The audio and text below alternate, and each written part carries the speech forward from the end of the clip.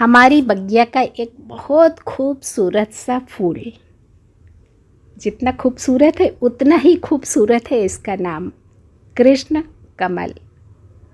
इस पौधे के साथ बहुत सारी कहानियाँ भी जुड़ी हुई हैं। इस खूबसूरत पौधे को कृष्ण कमल के साथ साथ और भी कुछ नामों से जानते हैं, जैसे कि इसको राखी बेल भी बोलते हैं, क्योंकि ये फूल जो है ना बिल्कुल राखी के शेप का दिखता है। ऐसे लगता है कि बड़ी सी राखी है। और इसके साथ साथ इसको पैशन फ्लावर भी बोलते हैं। और जनरली इसको मैंने वाइट, ब्लू और रेड कलर में देखा है। मेरे पास इसके 2 शेड्स हैं, एक में वाइट और थोड़ा सा ब्लू कलर खिलता है और एक में खिलता है ये पर्पल। फिलहाल अभी एक ही में फूल खिले हुए हैं। नमस्कार, वेस्टी वेस्टी पर ढेर सारा स्वागत करता है आज का ये खूबसूरत सा फूल। अब जितना सुंदर ये फूल है ना, उतनी ही सुंदर तरीके से आज दिखाऊंगी इस पौधे की कटिंग का प्रोपोगेशन। इतना आसान जितना आपने सोचा भी नहीं होगा। और अगर आप चैनल से जुड़े हैं तो आपको पता होगा कि हर आसान तरीका जो मैं ट्राई करती हूँ सफल हो जाता है, वो आपके सामने पेश करती हूँ। इस पौधे को कटिंग से लगाना बहुत आसान है, पर उससे पहले छोटी मोटी जानकारी जो मैं अपने उन भाई बहनों को देना चाहूँगी जो कई बार पूछ चुके इस पौधे के बारे में। देखिए, सबसे पहले तो आप इसकी लोकेशन देखिए। इस पौधे को अच्छी खासी धूप चाहिए, कम से कम 4 से 6 घंटे के बीच की इसमें धूप लगनी बहुत ज़रूरी है। ये सब फूलों वाले पौधे होते हैं ना, धूप बहुत चाहिए। और पानी अपना वही रेगुलर मैं देती हूँ, पानी भी पसंद है इसको, पर पानी खड़ा नहीं रहना चाहिए किसी भी पौधे के लिए, वो एक जनरल सी बात है। बस धूप हो गया, पानी हो गया। हाँ, खाद इसको मैं हर 8-10 दिन के बाद कुछ ना कुछ देती रहती हूँ, और वही मेरा तो खाद में अपना किचन वेस्ट से ही सब कुछ हो जाता है। बाकी फ्लावरिंग वाले पौधों के लिए अपना पोटेशियम की मात्रा ज़्यादा देनी होती है, वो सारी कमी मैं पूरी करती हूँ अपना केले के छिलकों से, और बीच बीच में प्याज के छिलकों की भी खाद देती हूँ, और बाकी का अपना किचन वेस्ट कंपोस्ट।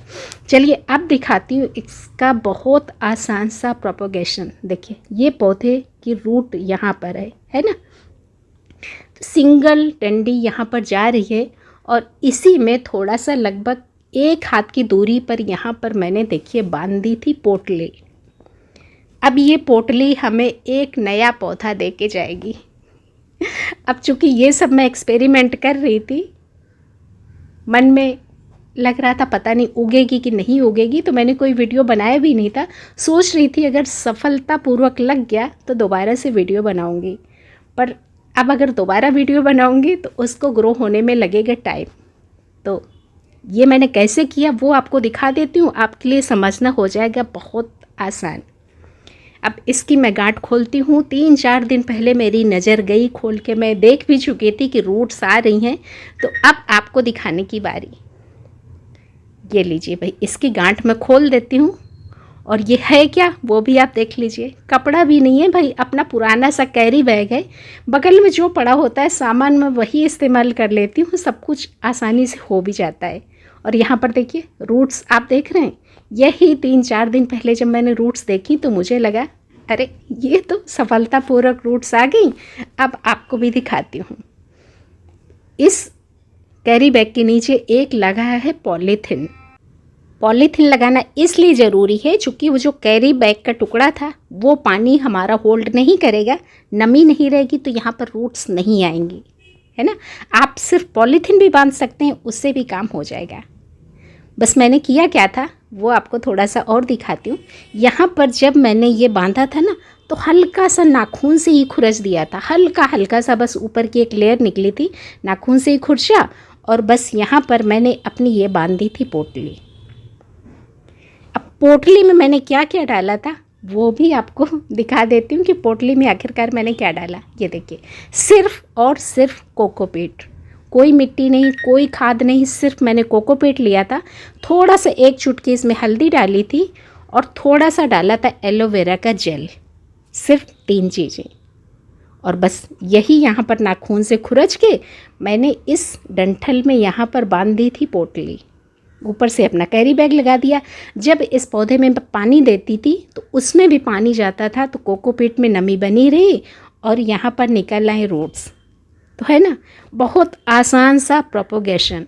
अब होता क्या कि जब आप इस पौधे की कटिंग काट के लगाते हैं, पौधा सफल नहीं हुआ तो हमारी कटिंग भी वेस्ट हो जाती है। पर इस तरीके से अगर आपका प्रोपोगेशन नहीं भी हुआ तो भी पौधे को कोई खतरा नहीं होता है। अब चूँकि इस पौधे में देखिए ऊपर ढेर सारी कलियां लग रही हैं, है ना, वही पौधा जिसमें मैंने रूट्स दिखाई, उसी पौधे में ऊपर के साइड ढेर सारी कलियां लगी हुई हैं। तो अब वहाँ से अगर रूट्स के हिस्से से मैं इसको काट के अलग करूँगी तो ये कलियां बेचारी खिलने से पहले ही मुरझा जाएंगी। तो मैं क्या करूँगी, मैं इन सारी कलियों को खिलने दूँगी।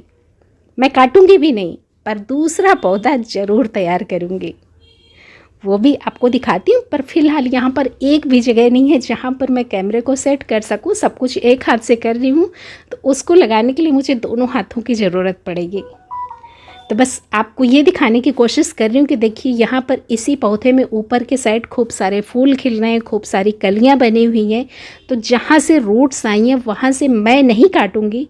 अगर आपके पौधे में ऊपर कलियाँ नहीं हैं, फूल नहीं हैं, तो आप बिना किसी डर के वहाँ से आप इस पौधे को काट सकते हैं। आप अपना दूसरा पौधा तैयार कर सकते हैं।